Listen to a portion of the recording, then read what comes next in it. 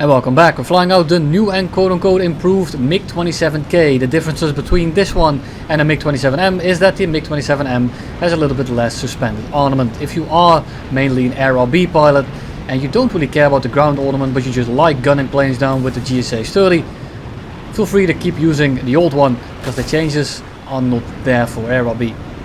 Starting off into the game here, we have a few guys. That guy is pre-flaring, so he is definitely paying attention. So I switch my lock and go for the F5 with the hope that he is going to eat the missile. And now I need to be careful because there's an F4F as well as a MiG-21 SAO.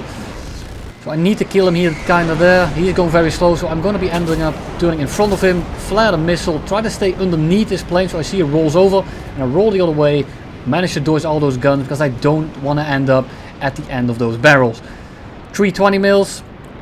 With 6,000 rounds per minute, nah, I'm good. We go into manual wing mode, we sweep them all the way forward, and we start preparing the turn towards the F4F, while also turning into the F4C, so it negates his angle. So we dodge him, we pre-flare just in case. He is going very slow, we managed to gun him down. And now we can start his flat turn with the MiG-21 We are already on his 6 and he has a lot more power away than us. But in this situation, in this very scenario, I will actually end up in a pretty good situation. He's breaking off, however. So I'm starting to go back into my auto wing mode, turn into the F4F here as well, flare the missile. He doesn't have radar missile, so I'm not really worried about it.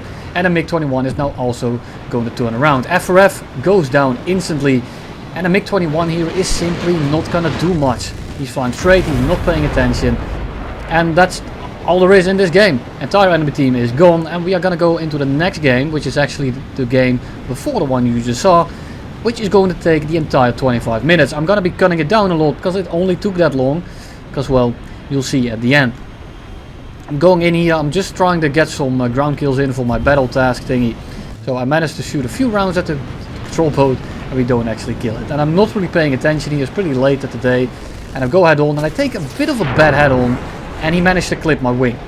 I now have asymmetrical damage on my left side of the plane, no flap, wing damage as well as some fuselage damage, which is going to end up making me a little bit floppy. It doesn't feel very great, but today isn't going to be much about the plane because we already know the MiG-27. And if you really are curious on some more in-depth kind of thing, I already made a video on the other one. Everything kind of still applies, other than the fact that, well, there is a little bit more of a pulse Doppler thing going on at top tier now.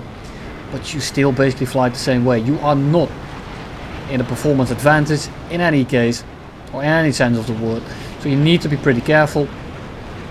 And right now I'm just trying to regain my footing, because I know that there's a guy on my 6 and I know that they want to kill me, because I'm simply a MiG-27. It's not the strongest plane at the BR, it can get some things done, and I kind of like flying it, and that's mainly because of the GSA-30. It absolutely shreds everything you hit. And I said this in the other video I did as well, was like 1v6, and basically everyone I hit just fucking died. And it feels so good when you hit someone and they go down 99% of the time. It's a great feeling. Even F5, even F5Cs, everything. When you hit them, they are mostly dead. Sometimes they get crit, sometimes you just get a quote-unquote hit, but those hits mostly put them in the ground in the long term. We now start re-engaging. I was thinking about going R2B because of the damage, but I see that my team is in a little bit of a tough spot here, and if I leave them alone now and I let their team kill my team, I'm going to end up 1v5 and I'm not going to be winning that one. So instead we're going to start off killing the F4J here. Just beautiful, those guns. And we do the same thing again. We are going to get a little bit of separation. I'm going to be looking at who I can engage and who I want to leave alone. And I want to be aware of that EJ as well as the other EJ in the background. I have chaff, I can pre-chaff, but if I am a little bit too late, I am going to just get sparrowed on the deck here. And the only reason I'm staying so low is I don't have a radar, I need to pop in and out, and it's kind of the same deal as with the Kafir. On the Kafir you can go to high altitude and you can start dodging those sparrows. If you go to high altitude with this thing, you are not going to fare very well. You're going to maybe dodge 1 or 2 and then you're going to be dead. And this thing really just thrives on trying to turn with people. Go head on with this guy. He is not going to be dodging, but I actually just missed the shot. F4EJ is turning out, so I'm going to be missiling him in the hope that he's not paying attention, hoping he's going to turn back for that other MiG-27. And he does. He doesn't see the missile. The missile goes unspotted. And that's going to be kill number 2, I believe. kill number 2. And now there's 3 guys left. There's an F5, there's an EJ, and there's another F4E. F4E missiles the MiG-27, but I still have a Viggen up. And the Viggen here is going to be pretty key, because if he hadn't been here I would have lost the game right here and now.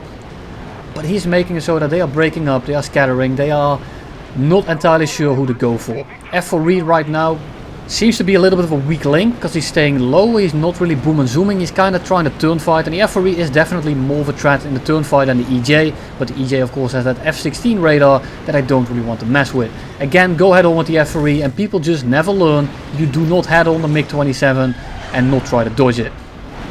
And now F5, it's an F5C, so I can largely ignore him because he doesn't have good missiles, but he is on the 6 of my friendly, and I want to help my friendly out here, but I can't get in front of the EJ.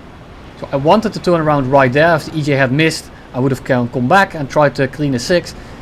But at that very moment, I had to be selfish for the long term.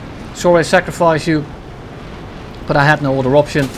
And now I'm going to start pre-flaring. I'm trying to notch it a little bit. I'm very low, I'm within the terrain. And we managed to just get out of the way of that one. And now we go head on with the F5C. The EJ just shot 3 radar missiles that I have seen him do at least. And now I need to hope that he needs the RTB, that he's actually out of them, and I can actually start dogfighting with the F5E. The EJ is going to be running low on fuel at this point, if he has been afterburning the entire time, which is something I'm going to be betting on. Or maybe low on ammo, maybe low on something. He starts breaking off, which is a very key sign here that he's probably going to go RTB. But before I actually start dogfighting the F5C, because I am more than confident that I can do that in this plane, I'm going to check if he's actually flying away, and I'm checking if he's actually flying towards the airfield, because a lot of times people will try to fake the break off and then come back in. Right now it's 15 kilometers away and he's actually flying towards the airfield. So even if he's faking it, at this point I need to take the chance right here to kill the F5 as quickly as I can, so I can turn this game into a 1v1. And I want to start off by going vertical here, because I want to bleed some energy actually, so I can start following these wings out, because at high speed they don't want to come out, they will blow himself up.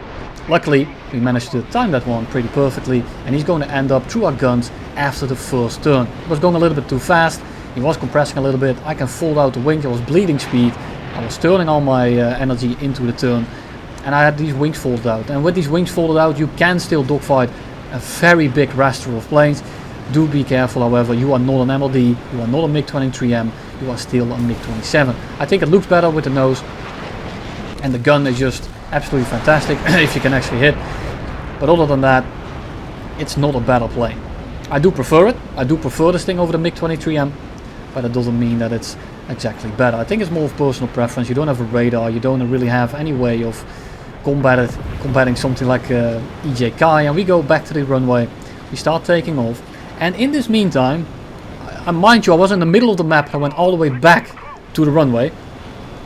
This man, at this very moment, I went into the server replay, is simply circling his SAMs. He's circling his SAMs, and I have no idea where he is, because I don't have a radar, I don't have a way to pick him up. And I'm in a MiG-27K now, versus an EJK in a 1v1. How am I ever going to win this? And at this point I was kind of like, I'm going to lose this, because I can't find him, I had no idea where he was. So I'm just trying to hug the cliffs here, I'm trying to stay in the middle of the map. I'm not trying to get too much altitude, I'm not trying to stand out on this radar, because if he has line of sight, there is a chance he's just going to see me. And after a little bit, and as you can tell, I'm already 10 minutes down on my fuel load, almost 12 minutes actually, and this man is still camping the base. 5 minutes later, he is still camping the base. 3 minutes later, he is still circling the damn base. So all in all, he has now been camping about 10 minutes. I think roughly, it doesn't really matter, he's been circling that base versus the MiG-27 for the longest time. He pops an Avenger. I know where he is, because I have been circling around him for a while, and he finally found me. I think, if you have the EJK or the F16 radar rather, you should be able to find me, especially when I'm that close to you all the time. But we are just going to be ignoring that. And I know he's right on my 6, and I know that he has 4 Sparrows, and I know that he has the Sparrows, because I've seen him use them. So at this point, I've also checked in the meantime his stats. He has about 160 kills in the thing, so 100% sure that this guy has some missiles on him. So what do I want to do? Chances are, if I notch him, if I chaff him, if I do anything, the pulse Doppler radar will still pick me up. So I don't want that. And what's the best solution to make sure that you don't get locked? you just make sure that he doesn't have a line of sight altogether. So I have a little bit of a cliffside here that I ran towards the second he popped an Avenger, and that's the nice thing about being on this map. If this was a big open map like Lake Ladoga, I would have ate shit right here. So what I'm gonna do is I'm gonna hook this side of the hill. I'm gonna be looking at this dot, and once he starts coming in, I'm not locked up yet with my RWR, so I'm not really worried just yet. I want him to lock me up, and then I'm gonna hug the mountain, and that's exactly what we do. He is now 4.5–5 kilometers away. I start pre-chaffing, I'm kind of notching, and we're gonna start going right underneath him. I want to engage into a dogfight, I want him to pancake, I want him to mess something up. He starts flying straight away from me, and then he thinks it's a good idea to turn back in, probably thinking he wants to go back to the airfield. Luckily, with the wings kind of folded out, I haven't folded them out completely yet, because I don't want to go too slow. I want to start picking up speed again, because I feel like he is just going to run away. So I shoot a little bit of burst at him, I shoot the R60, and that was extremely anticlimactic. But I'm not gonna lie, I didn't expect anything less for someone that camps the base for 10 minutes straight in an EJ Kai versus a goddamn MiG-27.